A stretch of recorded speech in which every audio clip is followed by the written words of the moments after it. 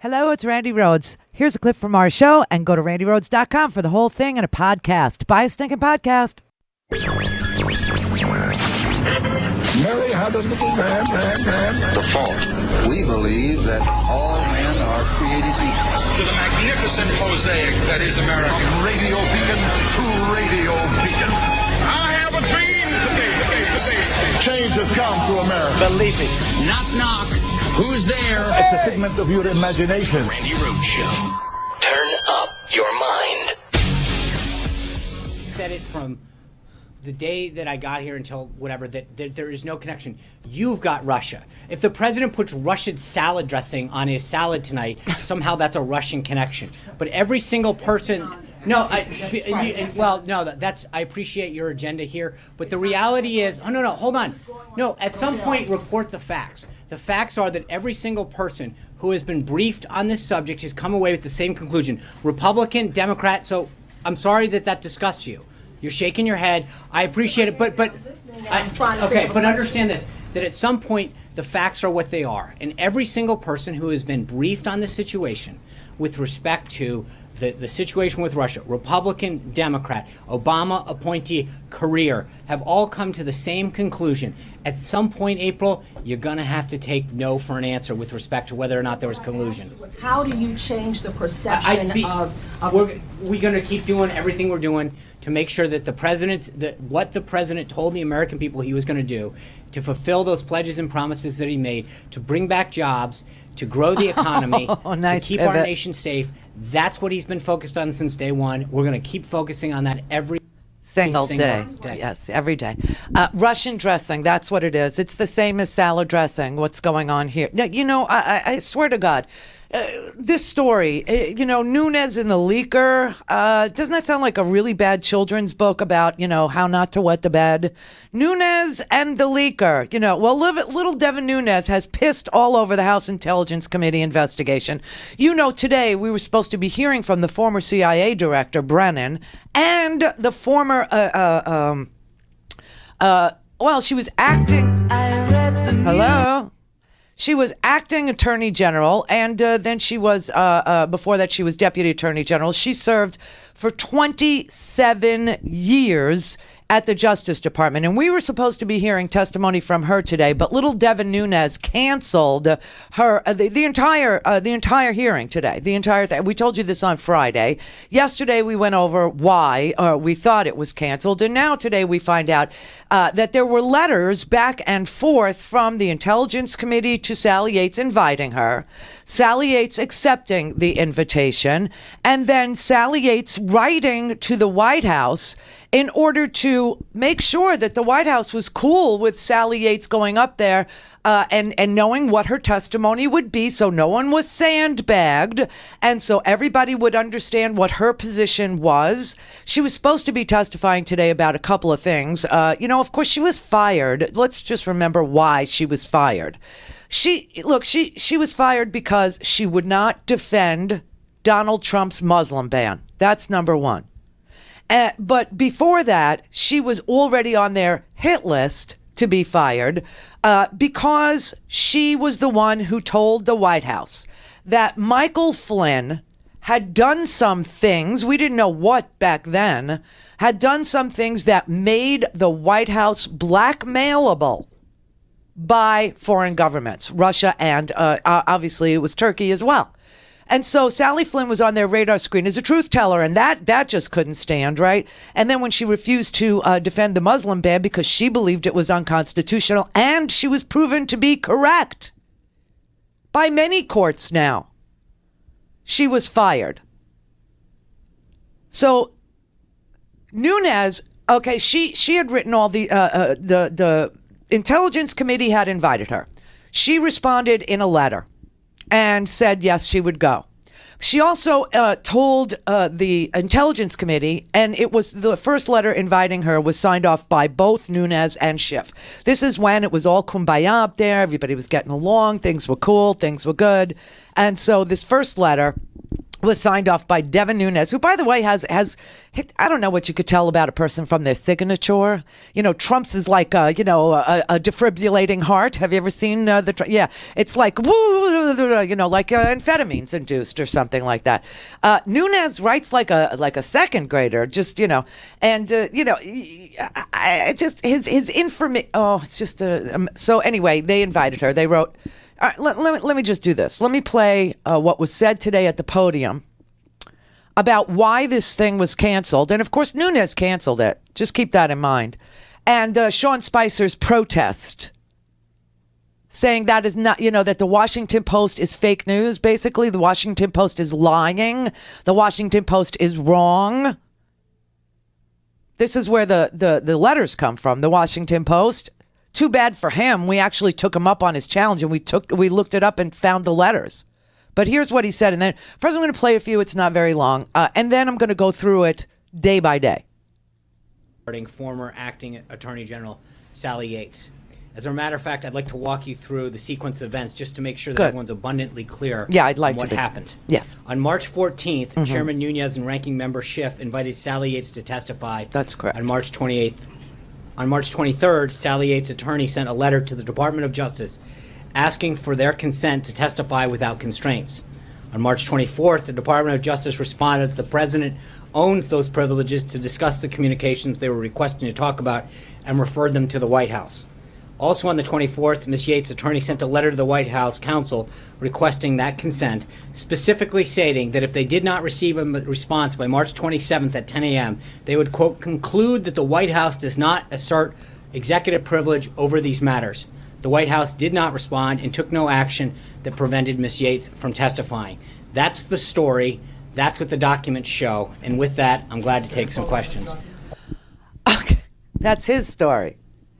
Here's what the documents show. All right, let's go through it the way he just, he wanted everybody. False report regarding former acting Attorney General Sally Yates. No, it wasn't. As a matter of fact, I'd like to walk you through the sequence of events just to make sure that everyone's abundantly clear on what happened. Right. On March 14th, Chairman Nunes and Ranking Member Schiff invited Sally Yates to testify. On March 28th. Okay, that much is true. Here's the letter. March 14th, the Honorable Sally Yates, care of her attorney, David O'Neill. Dear Ms. Yates, as part of its bipartisan ongoing investigation into the Russian active measures campaign targeting the 2016 U.S. election, the House Permanent Select Committee on Intelligence invites you to testify at an open hearing beginning at 10 a.m. on Tuesday, March 28th. Okay? The hearing may cover any topic within the publicly announced parameters of the committee's investigation, including Russian cyber activities directed against the U.S. election, potential leaks between Russia and individuals associated with political campaigns, the U.S. government's response to these Russian active measures, and related leaks of classified information. Please let the committee know if you plan to participate no later than Friday, March 17th, 2017. If you are able to attend, we will follow up with additional details regarding the location and format of the hearing. If you have any questions regarding this invitation, please contact committee staff. Now, this was signed both by Devin Nunes and Adam Schiff. So that much is correct. Continue. On March 23rd, Sally Yates' attorney sent a letter to the Department of Justice asking for their consent to testify without constraints. Okay, here's that letter. March 23rd, there's a letter that's written to Sam Raymer, the acting assistant attorney general at the Department of Justice, Office of Legislative Affairs. Dear Mr. Raymer, I represent Sally Yates, in connection with the attached letter from the House Permanent Select Committee on Intelligence inviting Ms. Yates to testify at a public hearing March 28th. As you know, Ms. Yates served the Department of Justice with distinction for over 27 years, rising through the ranks from Assistant United States Attorney to First Assistant United States Attorney, then to United States Attorney, Deputy Attorney General, and most recently, Acting Attorney General. Throughout her career, Ms. Yates has unfailingly honored her professional and ethical responsibilities. The committee has indicated that the hearing will cover topics including the following: Russian cyber activities, just what I read you. I'm going to skip it, okay? As communicated to committee staff, Ms. Yates is willing to appear voluntarily at the hearing on a panel with two other former intelligence officials.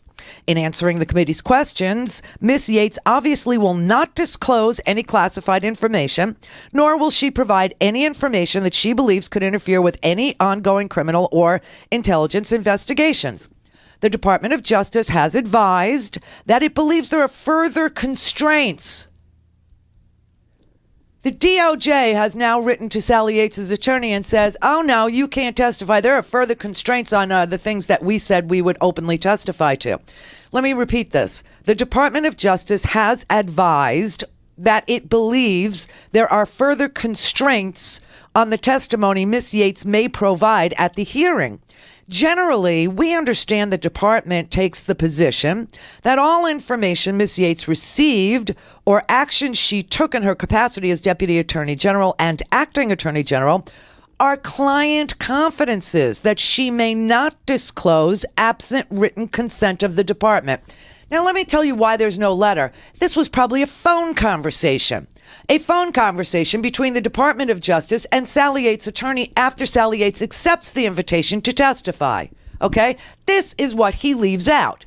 Now, Sally Yates' attorney is responding saying, you said she can't testify because she received some information as the counsel to the president and it's protected information.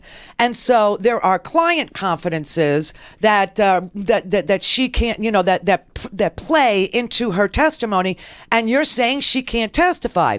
Now, he goes on to say, well, we believe that the department's position in this regard is overbroad, incorrect, and inconsistent with the department's historical approach to the congressional testimony of current and former senior officials. In particular, we believe that Ms. Yates should not be obligated to refuse to provide non-classified facts about the department's notification to the White House of concerns about the conduct of a senior official. That would be Michael Flynn. Requiring Ms. Yates to refuse to provide such information is particularly untenable given that multiple senior administration officials have publicly described the same events. Meaning the White House has already waived any privilege that it would claim to have with Sally Yates. They've waived it because they've talked about it from the podium. They have actually fired Michael Flynn. They have discussed why they fired Michael Flynn. So therefore, there is no confidential information. The White House has chosen to make it public. What are you alleging she cannot talk about? He said, in light of those public statements, it's unclear what confidentiality interests the department believes may still exist concerning these events. To the extent the department believes that consent is necessary to permit Ms. Yates to testify in the manner described above, we're hereby requesting it. So he's telling him, you already talked about the subject that you say is protected, material. And so if you think that she needs permission, all right, we're asking permission. This is signed by her attorney. The Department of Justice writes him back. Now, what's interesting is this is the first letter from the Department of Justice, meaning the other communication was obviously by phone.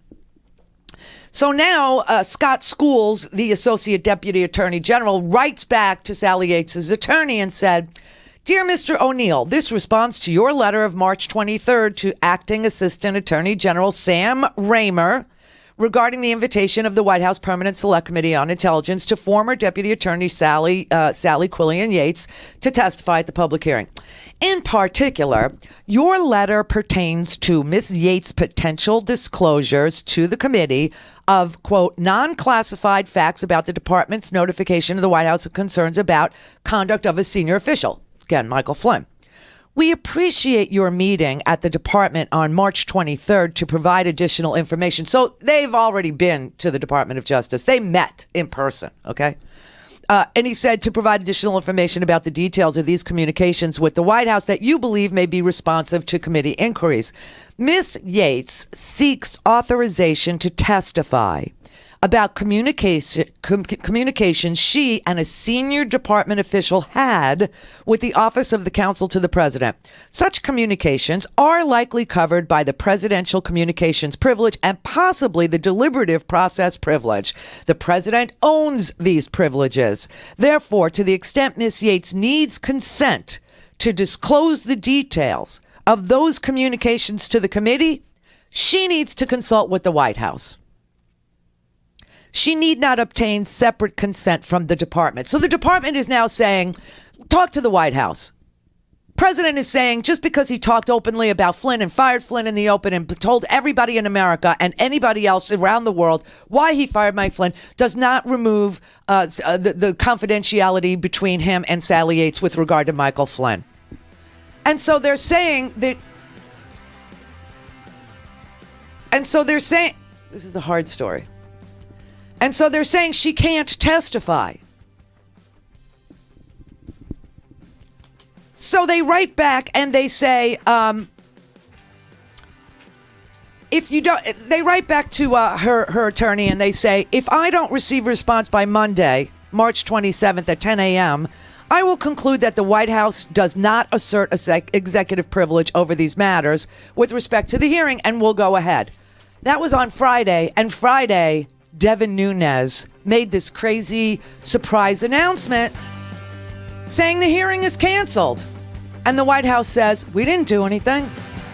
We didn't do anything. Go to RandiRhodes.com for the whole thing and a podcast. Buy a stinking podcast.